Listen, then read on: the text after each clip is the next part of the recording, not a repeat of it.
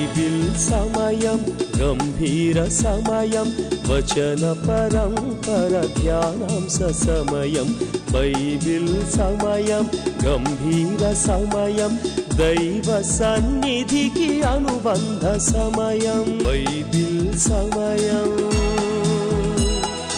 Bible సమయం Bible సమయం Bible సమయం సొలొమోను సూక్తుల గ్రంథం సామెతల గ్రంథం సర్వలోకానికి సర్వజనులందరికీ సరళమైన గ్రంథము సందేశమిచ్చు ఈ గ్రంథం సొలొమోను సూక్తుల గ్రంథం సామెతల గ్రంథం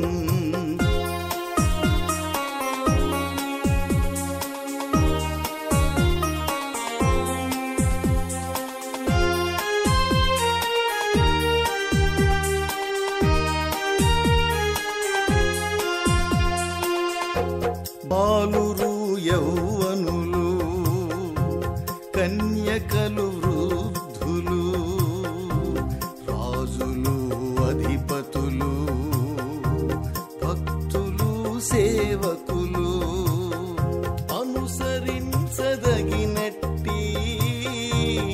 ఆదర్శ గ్రంథమిది ఉపదేశమంగీకరించిన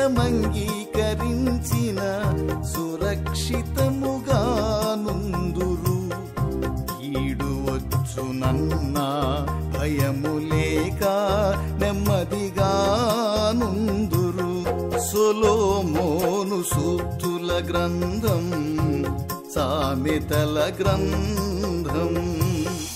ప్రేమామయుడైన యేసు నామాన్ని బట్టి మీ అందరికీ శుభాశీస్సులు. భయాలున్నాయి కదా, మన జీవితాల్లో మన పిల్లల పట్ల ఎలా ఉంటుందో అనే ఒక భయం మన జీవితాల్లో ఉన్నట్టుంది. ఈ భయం మన జీవితాల్లో తొలగిపోవాలంటే మన హృదయాలని కఠినపరచకుండా క్రీస్తు ప్రేమతో మనం నింపుకోవాలి. ఈ గొప్ప ఆత్మీయ సత్యాన్ని మనం తెలుసుకోవాలి అని అంటే అది కేవలం జీవం కలిగిన దేవుని యొక్క రక్షణ సువార్త బట్టే కలుగుతుంది. ఇంత గొప్ప అవకాశాన్ని సద్వినియోగం చేసుకొని కోట్లాది ప్రజలు ఈ రక్షణ సువార్త వినేటట్టు వారు వెళ్ళలేకపోయినా వెళ్ళేలాంటి యేసు అనుచరుల పరిచర్యను ప్రోత్సహించి బలపరిచిన మా ప్రియులు, మా ఆప్తులు, యేసు అనుచరుల పరిచర్యకి ఎంతో ప్రియమైన వారు Mr and Mrs P Munibabu గారు మరియు సత్యవేద కుమారి గారు, వారి తెనాలి డిస్ట్రిక్ట్ వాస్తవ్యులు, వారి మనవడు రెస్విక్ బర్త్డే సందర్భంగా ఈ కార్యక్రమాన్ని స్పాన్సర్ చేశారు. రెస్విక్ తల్లిదండ్రులు, మునిబాబు గారి కుమారుడు రాఘవేంద్ర మరియు కోడలు స్వాతి గారి కొరకే, అదేవిధంగా మునిబాబు గారు సత్యవేద కుమారి అంకుల్ ఆంటీ గారి కుమార్తె సంధ్య అల్లుడు నెల్లూరి కళ్యాణ్ గారి కొరకే, వీరి కుటుంబాల కొరకే ప్రత్యేకంగా ప్రార్థించమన్నారు. మనం వీరి కొరకు ప్రత్యేకంగా ప్రార్థిస్తాం. మహోన్నతుడా, జీవగలిగిన దేవ, జీవాధిపతి, సర్వాధికారి అయిన దేవ, మునిబాబు అంకుల్ గారు సత్యవేద కుమారి ఆంటీ గారి కొరకే, వారి మనవడు రిస్విక్ బర్త్డే సందర్భంగా చేసిన సహాయాన్ని బట్టి రిస్విక్ని మీరు నిండుగా మెండుగా దీవించండి. మంచి ఆయుష్ని, ఆరోగ్యాన్ని, ఆశీర్వాదాన్ని అనుగ్రహించండి. మునిబాబు అంకుల్ గారు సత్యవేద కుమారి ఆంటీ గారి కుమారుడు రాఘవేంద్ర, కోడలు స్వాతి గారి కొరకై, అదేవిధంగా కుమార్తె సంధ్య అల్లుడు నెల్లూరు కళ్యాణ్ గారి వారి కుటుంబాల కొరకై, రిస్విక్ తల్లిదండ్రులు రాఘవేంద్ర, స్వాతి గారి కొరకే ప్రత్యేకంగా ప్రార్థిస్తున్నాం. ఈ కుటుంబాలని నిండుగా మెండుగా దీవించండి. వీరికి అదేవిధంగా వీరు చేసిన సహాయాన్ని బట్టి ఈరోజు ఎవరైతే ఈ జీవం వెళ్ళిన రక్షణ సువార్తను విని రక్షణ పొందాలని తీర్మానం తీసుకోబోతున్నారో, ఎవరైతే ఈ వాక్యాన్ని వింటున్నారో వారందరికీ ఇస్తున్న వాగ్దానం, భయపడకుడి, నేను మిమ్మును మీ పిల్లలను పోషించేదనని మాటలాడెను. ఆదికాండం 50వ అధ్యాయం 21వ వచనం. అదేవిధంగా దేవుడిస్తున్న ఆజ్ఞ, మీ హృదయములను కఠినపరచకొనకొనుడి. హీబ్రూలకు రాసిన పత్రిక 3వ అధ్యాయం 8వ వచనం. ఈ ఆజ్ఞానుసారంగా ప్రతి బిడ్డ జీవించి ఆత్మీయ అనుభవంలోకి నడిపింపబడులాగున దేవుడు దీవించునుగాక.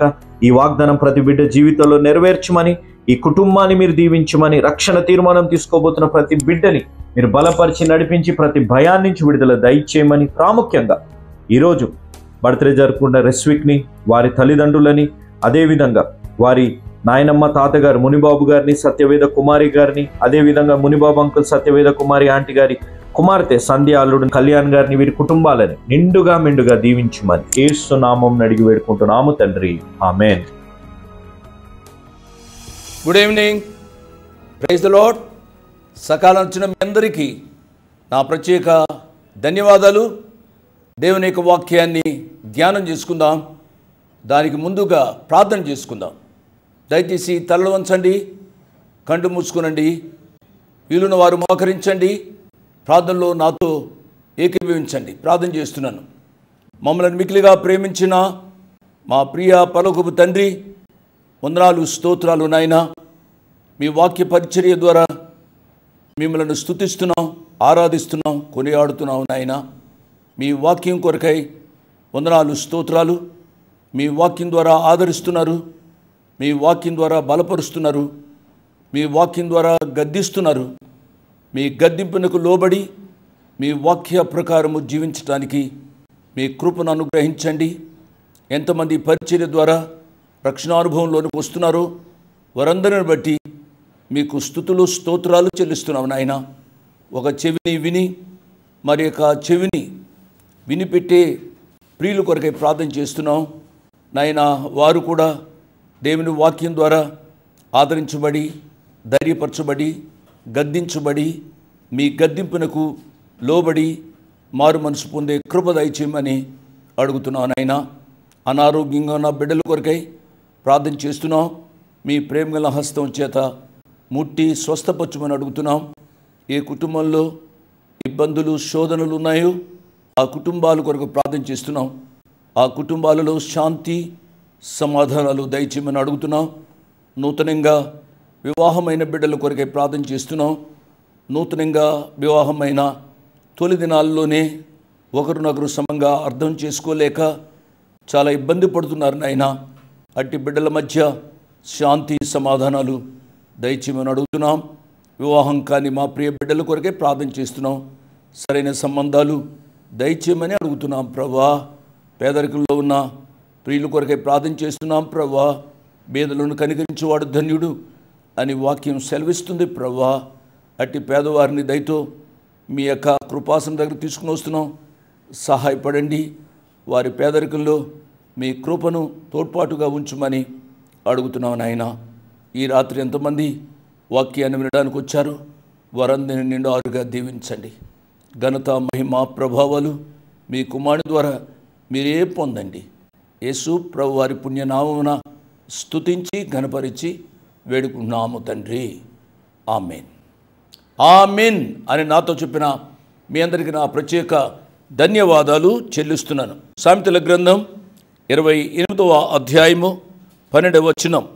నీతిమంతులకు జయము కలుగుట మహాఘనతకు కారణం. దుష్టులు గొప్పవారగినప్పుడు జనులు దాగి ఉందురు. గత పాఠంలో ఈ వచనం మీద కొన్ని తలంపులు చెప్పాను. నీతిమంతులు ప్రబలాలి అనగా నీతిమంతులకు జయం కలుగుతుంది. అవును, అన్యరాజు యొక్క కాలంలో షడ్రకు, మేషకు, అబేద్నెగోలు నీతిమంతులుగా జీవించారు. వారు ఏ విషయంలోనూ రాజీ పడలేదు. ఎంతవరకు రాజీ పడలేదు అని అంటే వారి తిండి గుడుపుల్లో కూడా వారు రాజీ పడలేదు. ప్రతి విషయంలో దేవునిని గణపరిచి నీతిమంతులుగా వారు జీవించారు. తద్వారా వారు దేవునిని మహింపరిచారు. తద్వారా వారు ఆ సన్నిధిలో ఘనతకు కారణమయ్యారు అనే విషయాన్ని నేను జ్ఞాపకం చేస్తున్నాను. ఇదే సామెతల గ్రంథం 28వ అధ్యాయము 28వ వచనాన్ని గత పాఠంలో నేను చదివాను. దుష్టులు గొప్పవారగినప్పుడు జనులు దావుకొందురు, వారు నశించినప్పుడు నీతిమంతులు ఎక్కువగుదురు. అంతేకాదు, దుష్టులు నశిస్తున్నారు అని అంటే సమాంతరంగా నీతిమంతులు ఎక్కువ అవుతారు. ఇదే 29వ అధ్యాయము 2వ వచనంలో ఈ రీతిగా వ్రాయబడింది. సామెతల గ్రంథం, నీతిమంతులు ప్రబలినప్పుడు ప్రజలు సంతోషించుదురు. దేవుని నామానికి స్తోత్రం. నీతిమంతులు ఎవరు? యేసు ప్రభు వారిని వారి హృదయంతరంగాలలో కలిగిన వారే నీతిమంతులు. నీతిమంతుడు ఒక్కడూ లేడు, అందరూ పాపులే. పాపులమైన మానవాళి కొరకు నీతిమంతుడైన యేసు ప్రభువారు ఈ లోకానికి వచ్చి తన ప్రాణాన్ని ఆయన దానముగా ఇచ్చారు. సిలువలో పొందిన ఆయన మరణము తదుపరి ఆయన పునరుద్ధానాల ద్వారా మానవుని యొక్క జీవితంలో నీతి కలిగినట్లుగా మనం చూస్తాం. ఇదే అధ్యాయంలో ఈ మాటను నేను చదివాను. ఇదే జ్ఞాని అయిన సొలొమోను ప్రసంగి గ్రంథంలో ఈ రీతిగా వ్రాశాడు. ప్రసంగి గ్రంథం 10వ అధ్యాయము 5వ వచనం నుంచి చదువుతున్నాను.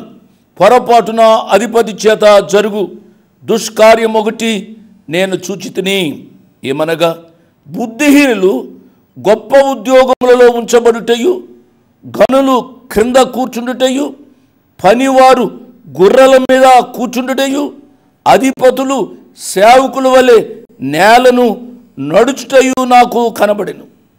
గొయ్యి త్రవ్వువాడు దానిలో పడును, కంచె కొట్టు వానిని పాము కరుచును, రాళ్ళు దొర్లించువాడు వాటి చేత గాయము పొందును, చెట్లు నరుకువాడు దాని వలన అపాయము తెచ్చుకొనును.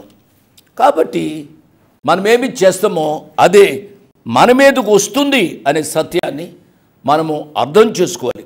దుష్టత్వంలో జీవించవద్దు. శారీరకంగా దుష్టులు ఎంత గొప్పవారైనప్పుడు కూడా వారి జీవితాంతం చాలా ఘోరంగా ఉంటుంది అనే సత్యాన్ని మనము అర్థం చేసుకోవాలి. 13వ వచనం, అతిక్రమములు దాచిపెట్టువాడు వర్ధిల్లడు, వాటిని ఒప్పుకొని విడిచిపెట్టువాడు కనికరం పొందును. అతిక్రమాలు ఎన్నడూ దాచిపెట్టుకోవద్దు. ప్రియులరా, ఈ క్రైస్తవం యొక్క ముఖ్య సారాంశము ఏమిటి అనగా, మన జీవితాన్ని మనము యథార్థంగా ఒప్పుకోగలిగితే ప్రేమ కలిగిన దేవుడు ఆయన క్షమించి ప్రేమించడానికి అవకాశం ఉంది. ఆయన ఆశీర్వాదాలు మన మీద కుమ్మరించాలని ఆశపడుతున్నాడు. ఎప్పుడూ అనగా అతిక్రమములు దాచిపెట్టుకోవద్దు.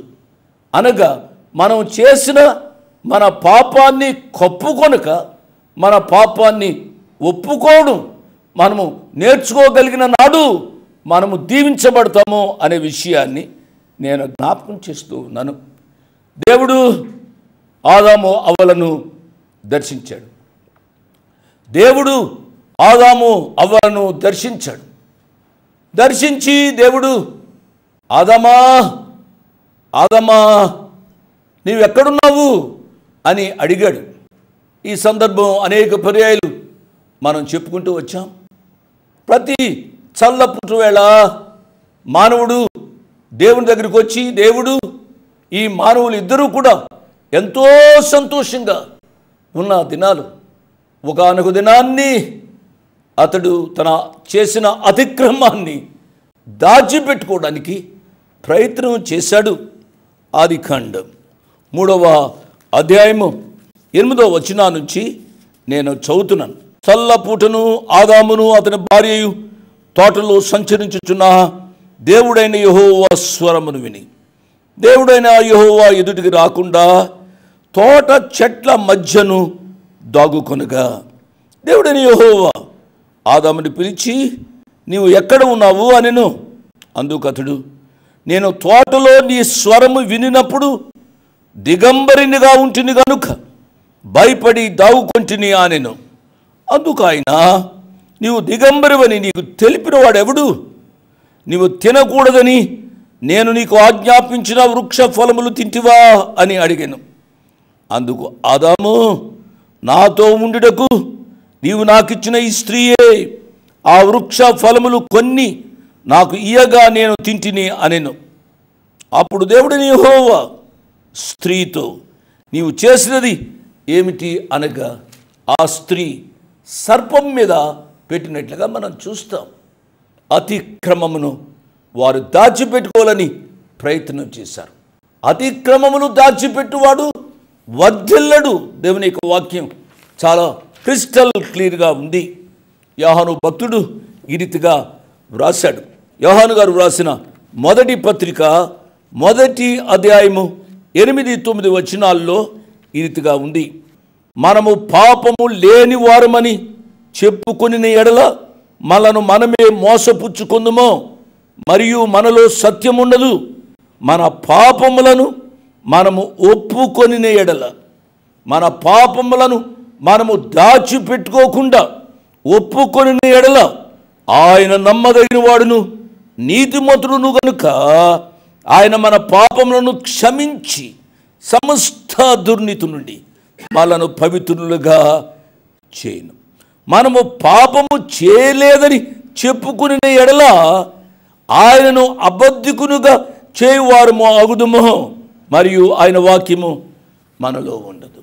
నా ప్రియులరా, మనము ఏ పాపం చేసినప్పుడు కూడా యథార్థముగా ఆయన సన్నిధానానికి వచ్చి, ప్రభువా నేను పాపం చేశాను, నేను పాపిని స్వామి, దాంతో నన్ను క్షమించుము అని అంటే, మనం చేసిన పాపాన్ని కప్పుకొనక ఒప్పుకుంటే ఆయన మనను క్షమించి తన సొంత కుమారునిగా, కుమార్తెగా, బిడ్డగా స్వీకరిస్తాడు. ఆయన స్వీకరించడానికి ఎల్లప్పుడూ ఇష్టపడుతున్నాడు అనే విషయాన్ని నేను జ్ఞాపకం చేస్తున్నాను. దయచేసి ఈ రాత్రి దేవుని వాక్యాన్ని అర్థం చేసుకోండి. ఎటువంటి పాపంలో ఉన్నప్పటికి కూడా ఆయన వైపు తిరిగి, ప్రభువా నన్ను క్షమించు అని అంటే ఆయన క్షమించడానికి ఇష్టపడుతున్నాడు. ఎంత ప్రేమ కలిగిన దేవుడు! ఆయన వైపు తిరిగినలా ఆయన వారి యందు జాలిపడును, వారిని క్షమిస్తాడు అని దేవుని యొక్క వాక్యం సెలవిస్తుంది. బైబిల్లో ఒక వ్యక్తి ఉన్నాడు, అతని పేరు ఆకాను. ఆకాను చేసిన అతిక్రమము ఏమిటో అతనికి తెలుసు. ఆ అతిక్రమాన్ని అతడు ఒప్పుకొనక కప్పుకోవడానికి ప్రయత్నం చేశాడు. సరైన టైం అయిపోయింది.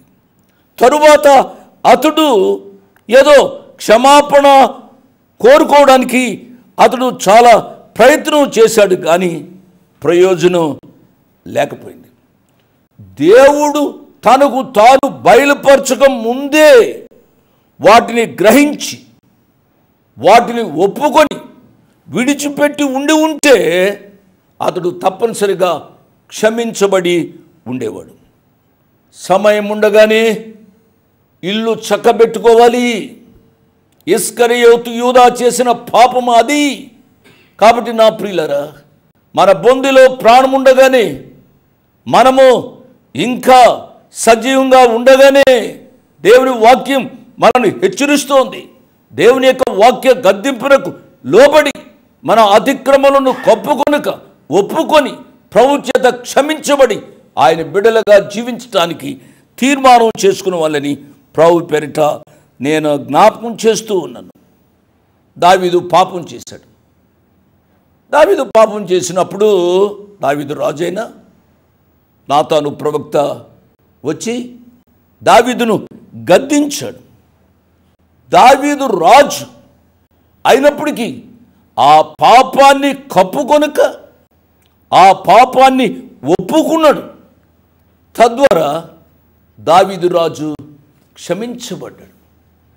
దావీదు నా హృదయానుసారి, దేవుని యొక్క ప్రేమను పొందినవాడు. కానీ తన జీవితంలో ఒక మచ్చ ఉంది. ఆ మచ్చను ఆయన తొలగించుకున్నాడు. ఈ రాత్రి ఎటువంటి పాపములో జీవిస్తున్నప్పటికీ కూడా నా ప్రియ బిడ్డలారా, దేవుడు ఎంతగా ప్రేమిస్తున్నాడో ఆయన ప్రేమ హృదయాన్ని అర్థం చేసుకోవాలి. మనలో ఎవరిని కూడా క్షమించకుండా ఆయన ఏదో నరకానికి పంపాలని ఆశపడే దేవుడు కాదు. మానవాళి అంతా నిత్యము నిరంతరము ఆయన సాన్నిధ్యంలో ఉండాలి అనేది ఆ ప్రియ ప్రభు యొక్క కోరిక. ఆ పరమ తండ్రి యొక్క ప్రేమను అర్థం చేసుకుని ఆ తప్పిపోయిన కుమారుడు, అతడు తప్పిపోయినవాడు, తండ్రిని బాధపెట్టినవాడు, తల్లిని గాయపరిచినవాడు, ఇంటిని వదిలిపెట్టినవాడు, దుష్ట స్నేహాలు చేసినవాడు, తినడానికి తిండి లేక పందుల పొట్టును కూడా తినడానికి ఇష్టపడినవాడు, అంత దుర్మార్గంలో హీనస్థితికి వచ్చినవాడు తిరిగి వచ్చినప్పుడు ఆ ప్రియ తండ్రి యొక్క ప్రేమను అర్థం చేసుకున్న వాళ్ళని ప్రభు పేరిట నేను జ్ఞాపకం చేస్తున్నా. అల్లంత దూరంలో చూచిన ఆ ప్రియ తండ్రి యొక్క పాదాలు పరుగులెడుతున్నాయి. దేవుని నామానికి స్తోత్రం. ఆ ప్రియ తండ్రి ఎంత ప్రేమ కలిగిన వాడు. ఈ రాత్రి వాక్యం వింటున్న నా ప్రియులరా, మీలో కొందరి హృదయంతరంగాలలో ఒక క్రియ జరగాలి. అనేక పర్యాయాలు వింటాం. ఒకే పర్యాయము మన హృదయాలకు తట్టుకోవడానికి అవకాశం ఉండి ఉంటుంది. ఎంతోమంది సేవకులు ఈ ఉపమానాన్ని చెప్పి ఉంటారు, ఈ మాటలు చెప్పి ఉంటారు. అతిక్రమములు దాచిపెట్టువాడు వర్ధిల్లడు, వాటిని ఒప్పుకొని విడిచిపెట్టువాడు కనికరం పొందును అని అనేక పర్యాయాలు మీరు విని ఉండి ఉంటారు. ఈ రాత్రి ప్రత్యేకమైన విధానంలో ఆ ప్రియ ప్రభు నిన్ను దర్శిస్తూ ఉండగా లోబడుమని ప్రభు పేరిట నేను జ్ఞాపకం చేస్తూ ఉన్నాను. 14వ వచనం, నిత్యము భయము కలిగి ప్రవర్తించువాడు ధన్యుడు, హృదయమును కఠినపరుచుకున్నవాడు కీడులో పడును. దేవుని యందలి భయము మనను పాపానికి దూరం చేస్తుంది. ఇదే సామెతల గ్రంథం 8వ అధ్యాయము 13వ వచనంలో ఈ రీతిగా ఉంది. సామెతల గ్రంథం 8వ అధ్యాయము 13వ వచనం, యెహోవా యందు భయభక్తులు కలిగిండుట చెడుతనమును అసహించుకునుటే. కాబట్టి యెహోవా యందు, దేవుని యందు, యేసు ప్రభువారి యందు భయము భక్తి కలిగి ఉండాలని పదే పదే చెప్తూ వస్తున్నాను. ఇదే సామెతల గ్రంథం 16వ అధ్యాయము 6వ వచనంలో ఈ రీతిగా వ్రాయబడి ఉంది. కృపా సత్యముల వలన దోషమునకు ప్రాయశ్చిత్తము కలుగును, యెహోవా యందు భయభక్తులు కలిగిండుట వలన మనుషులు చెడుతనము నుండి తొలగిపోతారు. ఇంత తేటగా దేవుని వాక్యం చెప్పబడుతుంది. నా ప్రియులారా, దీనిని వివరించవలసిన పని లేదు. దేవుని యందు భయము భక్తి కలిగి ఉండుమని నా 2 చేతులు జోడించి నా బిడ్డలను హెచ్చరిస్తున్నాను. దేవుని యందు భయభక్తులు లేకుండా ఇష్టానుసారంగా హృదయాన్ని కాఠిన్యం చేసుకుంటూ జీవిస్తే కష్టపడేది, నష్టపడేది నీవే అనే సత్యాన్ని నీవు గమనించాలి. 15వ వచనం, బొబ్బరించు సింహమును తిరుగులాడు ఎలుగుబంటియు దరిద్రులైన జనుల నేలు దుష్టుడును సమానములు. యుగాంతంలో పరిస్థితి ఈ రీతిగా ఉంటుంది. దుష్టుని యొక్క పరిపాలన చాలా ఘోరంగా ఉంటుంది. ప్రకటన గ్రంథం 13వ అధ్యాయంలో చూస్తే ఈ సత్యాన్ని మనం అర్థం చేసుకుంటాం. ప్రకటన గ్రంథ ధ్యానాల్లో నేను సవిస్తరంగా చెప్పాను. నా ప్రియులరా, ఈ విషయాలు నేను గత పాఠ ధ్యానాల్లో చెప్పాను. ప్రకటన గ్రంథాన్ని మీలో చాలామంది విన్నారు. బొబ్బరించు సింహమును తిరుగులాడు ఎలుగుబంటియు దరిద్రులైన జనుల నేలు దుష్టులను సమానులు. కాబట్టి ఆ దుష్ట పరిపాలనలోనికి మనమెవరూ రాకుండా ఉండునట్లే దేవుడు ప్రేమ చేత ఈ టీవీ కార్యక్రమాల ద్వారా తన మాటలను వినిపింపజేస్తూ ఉన్నాడు. ఆయన యొక్క ప్రేమపూరితమైన మాటలను గ్రహించి మారు మనసు పొందాలని ప్రభు పేరిట నేను జ్ఞాపకం చేస్తున్నాను. 16వ వచనం, వివేకము లేని వాడవై జనులను అధికముగా బాధపెట్టు అధికారి, దుర్లాభమును ద్వేషించువాడు దీర్ఘాయుష్మంతుడగును. దీర్ఘాయుష్మంతుడు కావడానికి ఒక ముఖ్య కారణాన్ని మోషే భక్తుడు చెప్పాడు. మీరు విని ఉంటారు, పదే పదే నేను చెప్తూ ఉంటున్నాను. మనము దీర్ఘాయుష్మంతులు కావాలి అనగా మన తల్లిదండ్రులను సన్మానించాలి. అంతే కదా? మోషే గారు ఇచ్చిన ఆజ్ఞలలో ఒక ప్రధానమైన ఆజ్ఞ, నీవు దీర్ఘాయుష్మంతుడు అగినట్లు నీ తల్లిని తండ్రిని సన్మానించు. నా ప్రియ బిడ్డలారా, ఈ కార్యక్రమం ముగింపులో ఈ వచనం వచ్చింది కాబట్టి చెబుతున్నాను. మనకు తల్లిదండ్రులు ఇంకా సజీవంగా ఉంటే ఆ తల్లిదండ్రులను గౌరవించండి, ప్రేమించండి, వారికి సహాయపడండి.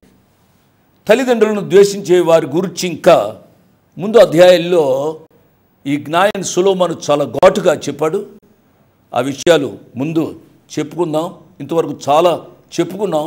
ఎక్కువ కాలం బ్రతకాలి అని అంటే తల్లిదండ్రులను గౌరవించండి, సన్మానించండి, దుర్లాభాన్ని ద్వేషించండి. తద్వారా మీరు ఎక్కువ కాలం బ్రతుకుతారు అనే విషయాన్ని జ్ఞాపకం చేస్తున్నాను. 17వ వచనం, ప్రాణమును తీసి దోషము కట్టుకొనిన వాడు గోతికి పరిగెత్తుచున్నాడు, ఎవరును అట్టి వానిని ఆపకూడదు. నరహత్య మహాపాతకం.